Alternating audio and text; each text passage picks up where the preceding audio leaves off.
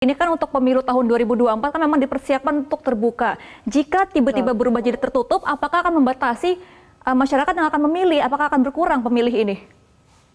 Iya, kalau serta-merta menjadi tertutup, hak veto rakyat yang tadi saya sebut ya, daulat rakyat ini sekarang teraktualisasi, terfasilitasi hari ini melalui pilihan di bilik suara, melalui bisa memilih caleg. Karena kenapa? Karena dalam proses penentuan bakal caleg, mereka tidak terlibat sebagai anggota partai dan lain sebagainya.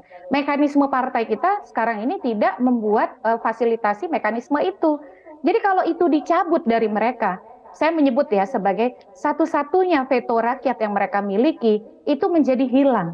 Kedaulatan rakyat yang diterjemahkan melalui hari ini ya, pilihan langsung kepada caleg apakah sesuai dengan apa yang kehendaki partai atau dikehendaki rakyat, itu menjadi hilang sama sekali. Yang ada adalah kedaulatan elit begitu.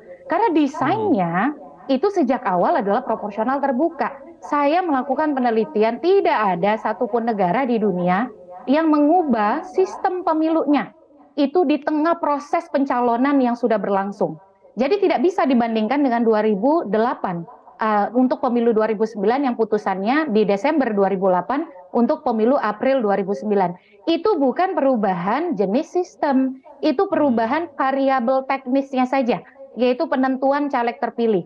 Pada waktu itu juga dinamika kompetisi berubah begitu. Nah, yang sekarang ini induknya nih yang mau diganti. Sementara induk ini anak-anaknya banyak.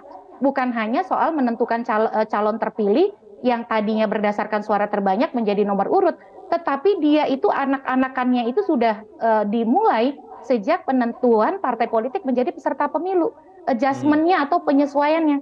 Kita kan membuat persyaratan-persyaratan yang disesuaikan dengan sistem pemilu ketika memverifikasi partai politik menjadi peserta pemilu. Lalu metode pencalonan, lalu metode kampanye, penegakan hukumnya.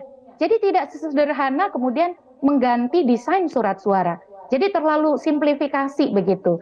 Nah, ini yang kemudian masyarakat perlu tahu bahwa ini bukan soal sederhana hanya mengubah desain surat suara, lalu juga mengubah metode penentuan caleg terpilih, tetapi implikasinya lebih besar dari itu, berdampak pada internal partai, berdampak pada keadilan caleg itu sendiri yang memang mereka didesain untuk menjadi caleg di sistem pemilu proporsional terbuka, termasuk juga bisa berdampak nanti ya kekisruhan akibat misalnya konflik internal yang tidak difasilitasi oleh mekanisme penyelesaian yang memadai.